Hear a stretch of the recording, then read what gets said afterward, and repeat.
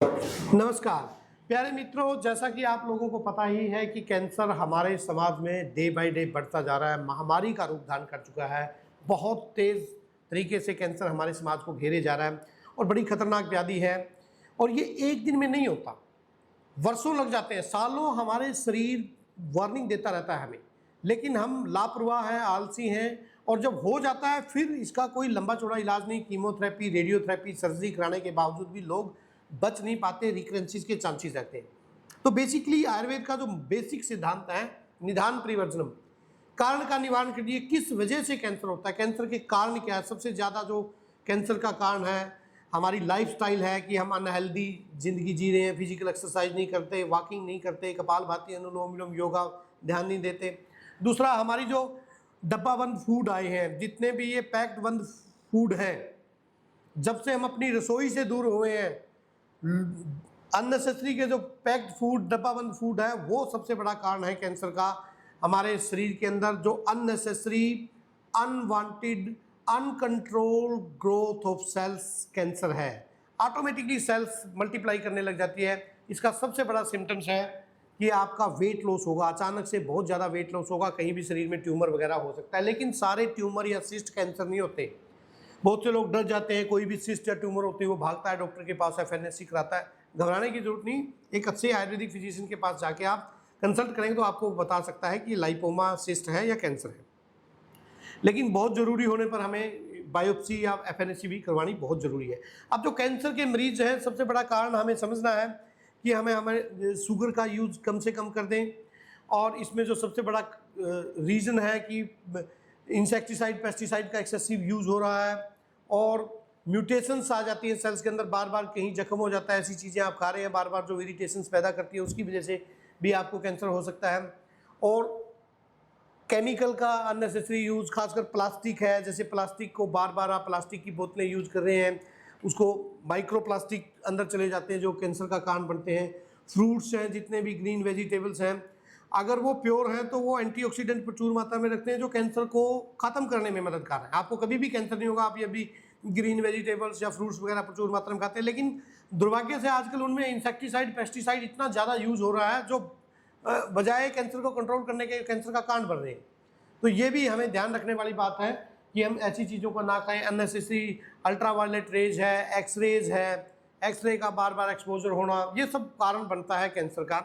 और लाइफस्टाइल तो है ही, फिजिकल एक्सरसाइज नहीं करना, तो ये सब बड़े कारण हैं कैंसर के। अगर कैंसर से आप बचना चाहते हैं तो आपको क्या करना चाहिए?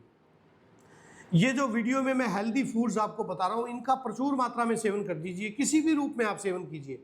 या आपने देखना है, सब्जी बना के खाना चाहते हैं, कच्चा चबा के खाना चाहते हैं, जूस बना के पीना चाहते हैं, जो भी आपको अच्छा लगे, अगर एज इट इज़ फॉर्म में खाएंगे तो ज़्यादा इफेक्टिव रहता है।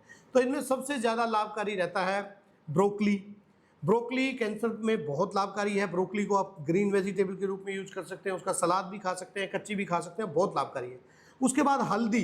हल्दी में क्यूरक्यूमिन नामक एक तत्व पाया जाता है जो एंटी कैंसरस है, जबरदस्त तरीके से broad spectrum antiviral, antibacterial, anti fungal quality के साथ साथ ये एंटी ट्यूमरिक क्वालिटी भी रखता है। और ये सर्टिफाइड है कि यदि हम हल्दी का सेवन प्रॉपर तरीके से करेंगे तो आपके कैंसर होने के चांसेस ना मात्र रह जाएंगे।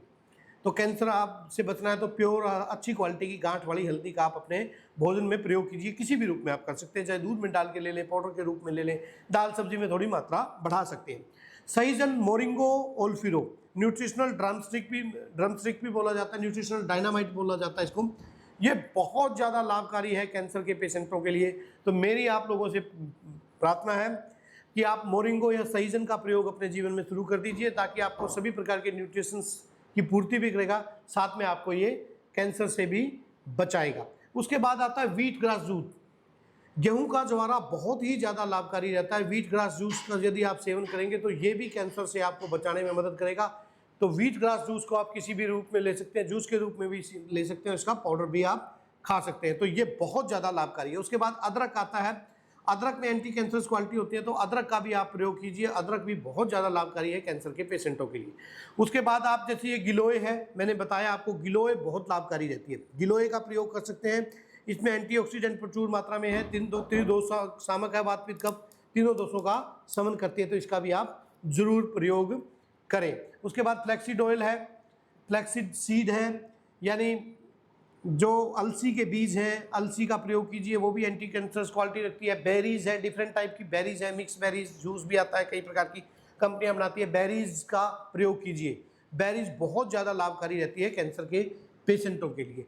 उसके बाद जो अखरोट, अनार, गाजर, ये जितने भी वेजिटेबल्स हैं, चाहे अंगूर है, अंगूर सीड्स, ग्रेप सीड्स, उनमें तो ज़बरदस्त तरीके से एंटी कैंसर क्वालिटी पाई जाती है। तो जितने भी ग्रीन वेजिटेबल्स हैं, फल फ्रूट हैं, वो सारे कहीं ना कहीं उनमें एंटीऑक्सीडेंट होते हैं जो फ्री रेडिकल्स को ख़त्म करते हैं, जो कैंसर से आपको बचाने में मदद करते हैं।